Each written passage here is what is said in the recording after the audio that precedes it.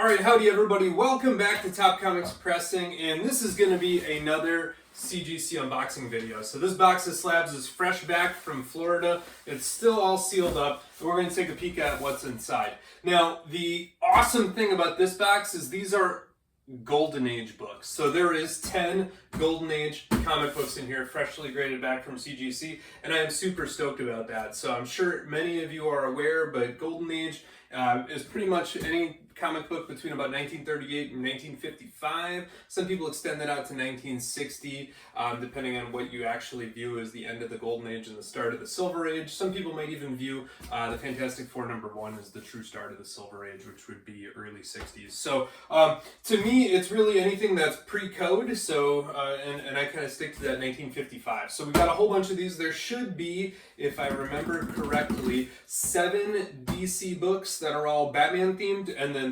3 EC comic books that are pre-code, 1 Precode Horror and 2 Precode Sci-Fi.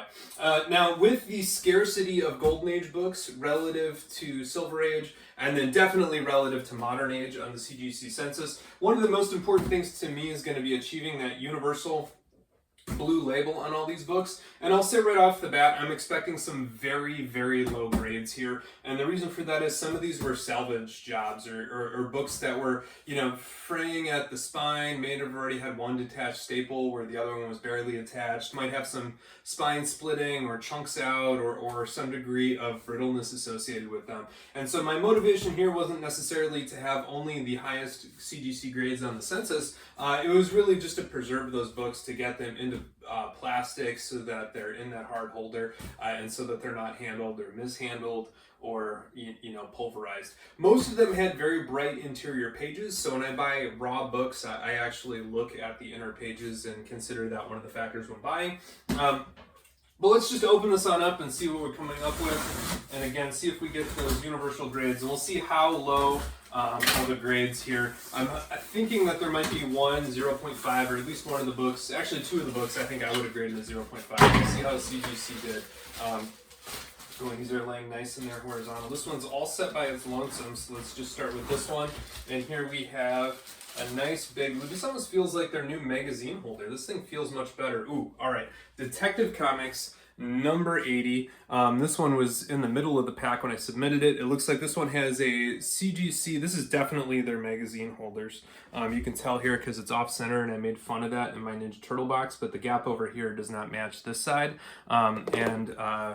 So this one must have been too big to fit in a Golden Age slab, so they sent it in a magazine slab, which I'm appreciative of. This was actually one that I think I had featured in the Comics of All Ages book, and we talked about the Comics of All Ages video. It was actually one of the first YouTube videos on the channel, and I talked about how this one had a detached cover, and it was attached only by a single staple on the spine. Can't really see it there. Let me see if I can get it right on over here. But these Golden Age era, had only a single staple.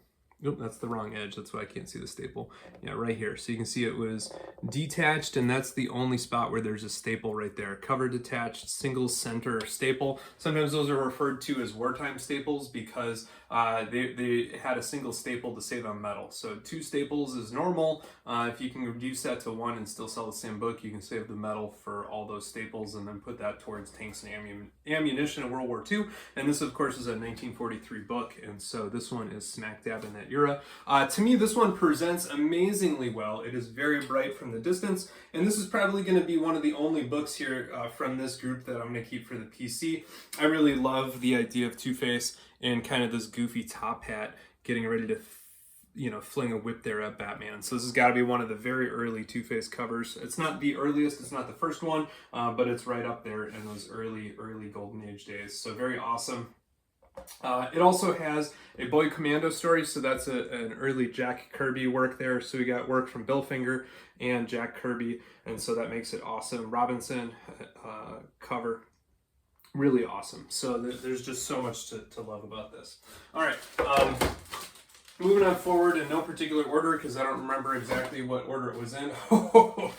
Yeah. All right. So 2 things to note about this one. First off, this I think confirms the magazine slab for that bigger one. So if I hold these up there, you can see that Detective comic is indeed a bigger slab than this other comic.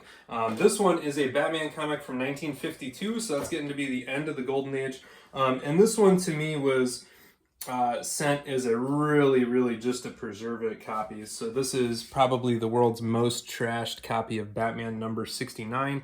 Very popular cover with Catwoman and the first appearance of the King of Cats, who is related to Selena Kyle. I can't remember if it's his brother or uncle or cousin or what, but you know, it's one of the relatives of Selena Kyle, who's kind of the self-proclaimed King of Cats. This one, you can see, has lost a significant amount of the cover, and this cover was just chipping. As soon as I touched it, pieces would fall off, so I wanted to get that one on the slab with as much attached. It looks like CGC did a pretty good job sealing it in that inner well, and so that's going to be about as good as this one's ever going to get. This is one of the books where I was pretty confident this thing was going to get a 0.5. I'm personally astounded that this got a 1.0. The pages on the inside, though, this thing was quite readable. I read it a couple of times.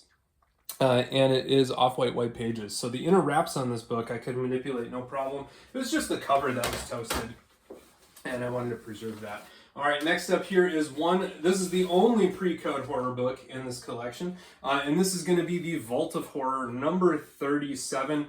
This one is coming in as a CGC 1.5 copy with off-white to white pages. I knew that this one was not going to grade highly, but you know, for a 1.5 copy, I think it presents very well from the front.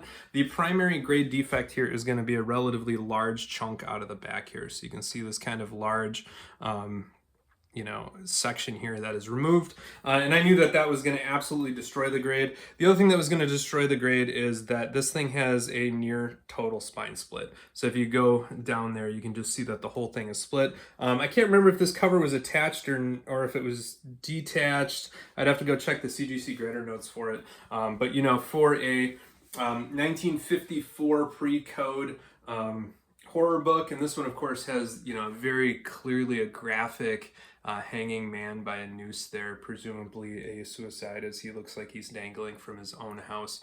And so that one is a pretty epic Precode horror, definitely an early EC. It's a very cool book. All right, next up, it looks like we're hitting all the ECs here. So this one is a Weird Fantasy number 14. This one is also coming in at a CGC 1.5. I will point out here that this is one of the reasons why I suggest people buy the book, not the slab. So these two are both rated a CGC 1.5. They both have off-white to white pages, but if I had to own one, I would gladly own this one over this one. Not necessarily because this is the Precode horror with the graphic cover, but if you just compare the visual appeal of that book to the visual appeal of this book, you can see the difference. So this one has a relatively large chunk out of this top corner. So this one has that chunk out of the back cover that I revealed. This one has it out of the front cover, and you can see that right here. And additionally, this one has a fairly large section of faded ink right here, and it looks pretty beaten up. So, you know, you can see here, it looks like CGC wasn't quite able to get that one into the slab without folding over that paper. You know, so maybe I should or could send that back, you know, for a reholder. I'll probably just leave it because I would rather not manipulate this book any more than it has to be. But you can see that chunk should be rolled over here, or at least as much as it could be. This one also has, you know, kind of a big defect right in the middle of it. So both 1.5 EC comic books from 1952 and 1954 respectively, but I think that this one presents a lot better than this one, and so I think that that's a good lesson for you know, to buy the book, not the slab. But hopefully you can also see why I was so adamant that I send these to get preserved, because with chunks missing like this and chunks out of down here along the spine, this thing is not going to be long for this world if it's not encapsulated. All right, coming on up next then, this is going to be our fourth and final EC comic book. This one actually graded much higher than I thought it would. So I think that this one, coming in at a 4.0, might be quite generous by CGC. I would have personally pegged this one closer to a 3.0, if not a 2.5, but maybe I'm just being harsh in my memory. It's also coming in at a off-white to white pages, so as you can see here, that page quality, you know, I think is pretty stellar for the golden age. You know, this one I think does have some clear ink fade over here, but you know, maybe now that I'm looking at it, I was being a little too harsh. So there is a good amount of damage on that corner. Actually, the damage I was concerned about was up here. So you can see that there's a big crease and tear right through here. So it's torn over here, and then it's creased over along that way. And then there's a good amount of damage on the back, but all in all, you know, I think that this one graded a little bit higher than I might have thought. And so that's pretty cool. This one's pretty awesome. It's got a spaceship that clearly landed and all the poor passengers were unable to survive. So they're all represented as skeletons. And that's what happens when you don't control your AI programming and the spaceship takes over. So it's an important lesson for 2023, right there, right out of 1953. All right, moving on up with some Batman books here. Here is a 1.8 copy of Batman number 61. This one is from 1950, a very early Batman comic book. And I think that this one coming in at a 1.8 is not surprising, but I do think what is surprising again is if you compare this one, which I think looks okay from the front on, to again this one that I think looks a little, not this one, this one that I think again looks a little bit more tattered and beaten up. Again, you can see how a small change in that grade, can have a very drastic difference in how the book looks. This one is, I think it presents quite nice. That red is quite bright. That's kind of reflected in the off-white white pages. There's a little bit of fading up here in the Batman blue, but it's not too dramatic. What's really killing this one is there is a crease full issue here. There's a crease full issue there. There's a crease full issue here. And the spine is just trashed. The cover's probably detached. I would have to confirm that with the CGC notes, but it looks like it. There's a pretty big horizontal tear here. And you got some small pieces out. So the back cover there and back cover there. And so books like this, I think, are one of the ones where it really makes sense to encapsulate them because it still does present nice from arm's length. But obviously, if you're manipulating this thing and it's losing pieces from all edges and the cover's already a little chipped up and damaged, there's no point in letting it get worse. So to me, that was there. And Paul can be happy he claimed this comic book. So it's definitely Paul's issue. I apologize to Paul for owning his comic. All right, this one I think is probably going to be the highest grade of the book. This is also one I was a little nervous that CGC was going to find some restoration on. So this one came to me, and when I opened it up, I found some of the microchamber paper that you'll notice I pull out of CGC slabs when I crack them. And to me, if you find a book that's raw in the wild with microchamber paper in it, that means somebody had it encapsulated and took it out of the slab for some reason. And the reason I was really concerned about it is I was afraid they took it out because it had been labeled restored. Now I looked this book over and I couldn't find any restoration. I didn't see any color touch. I didn't see any glue on the spine. To me, there were no tears big enough to require a tear seal or any pieces missing big enough to require a piece fill or anything like that. So I had a good feeling about it going in, but I still just had this nagging worry that it was going to come back purple label and I was going to miss something. So this one's actually quite nice to see. Cream to off-white pages. This is one that I did not buy for myself. I got this one gifted to me, and so I was gonna be okay with the slightly lower page quality. This one's pretty epic here, though. We have the Penguin's crimes of all of the state birds, and so it's definitely a different era in 1950 when you're worried about state birds. That's not the kind of thing that you would see in a 2023 comic book, but any early appearance of kind of our classic rogues today, the Penguin, the Joker, the Riddler, those are always much more popular than some of the Batman comics like this one that don't necessarily have one of the key rogues either in the stories or on the cover. And so this one with a Penguin cover and a Penguin story is probably going to be much more highly sought after than this one that does have the Penguin in it. So if you read the top there, it says Penguin appearance, but it's not going to be featured predominantly on the cover. So this one's pretty awesome. 5.0 I think is a very respectable grade for a Golden Age book. It's a lot higher grade than some even of Moderns or Silver Age books that we get to handle. And so this thing, having survived for 73 years at this stage in a very readable, very attractive, very visually nice to look at state, I think is going to be very impressive. So, Golden Age books, I personally will tolerate much lower grades than you might look for in Silver Age or Modern Age books. And a 5.0 is going to be a very respectable copy. All right, what do we got in here next? A 2.5 copy of Batman number 60, also from 1950. So this one's going to be pretty awesome. This one came in 2.5 off-white white pages. This one's just awesome because it's got Batman and Robin helping out the fire department there. So here's the fire officer. Presumably they're going to head out on a call there and go help out something. This one is significantly lower in grade because it does have a good amount of cover chipping here, not only on the corner but across that bottom edge. And And I think that's the primary defect for this one. I think this one actually did have a detached cover as well. So if we look at the top staple there, we can see that it's probably blown out. And if this one is attached, it is not by much. And so, you know, this is one where I was just happy to get it. The yellows always look really nice, and this one has a, you know, full complete perimeter. The nice thing about the chips being missing kind of on the bottom edge is you don't really notice it when you look, you know, right here visually with that comic book. So very cool on this one. All right, we're down to 2 more here.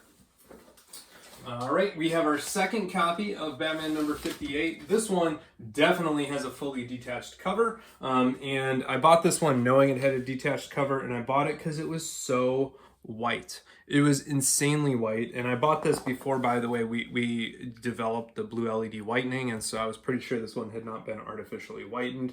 It does have the 2.0 white pages story, or white pages annotation. This one is going to be very low grade because it does have just a completely trashed spine here. So you can see that kind of looking all the way down, and then, you know, you got big tears and a lot of creasing up here. Back cover shows spine split, although you're really not concerned or surprised by that, and more chunks out. And so this one again was sent here mostly just to preserve it as is, with those unfortunately very beautiful pages inside the slab, but I think the cover is protected and better off for it, so I was very excited about that. All right, the final book here is one more Golden Age Batman book. And so this will complete our story here. So I think we had 6 Golden Age Batman books, 1 Golden Age Detective, and 3 Golden Age ECs. This one is coming in as a 3.0 white pages copy of Batman number 31. This is from 1945. And so very early, not as early as the Detective. That Detective with Two-Face is the earliest one here in the bunch, being from 1943. This comic, I just love it here. You can almost hear the 1966 theme song as you look at these Batman. So, you know, Batman, Batman, Batman. So you can just kind of hear it go through there. At least that's what, when I look at this cover, I just hear the 1966 Batman theme song playing in my head, and you can see Batman and Robin ready to jump this poor crook who thought he was going to get away with something underhanded and did not, thanks to the dynamic duo. Another, you know, really great cover here. This one's going to be from Dick Sprang. I just love the hairdos on the face and the overall appeal of both the Jerry Robinson and the Dick Sprang covers from the 1940s. So those are pretty awesome. All right, so this is going to be the last one here from Top Comics Pressing. These are all very, very cool Golden Age books. Some of these, unfortunately, will have to get sold so that I can continue to improve my collection. But some of them, you know, I will probably keep for the PC. The one that I think is probably the coolest here is this Two-Face one from the earliest 1943, and again, this one apparently CGC was unable to fit in a comic book size slab and actually sent back in the magazine slab, which was cool. This is the first Golden Age comic book I've had returned to me in the new CGC magazine slab. So for those of you that are frequent CGC submitters, you know, it's something to note and to pay attention to. And so very, very cool overall. So hopefully you enjoyed this unboxing here from Top Comics Pressing.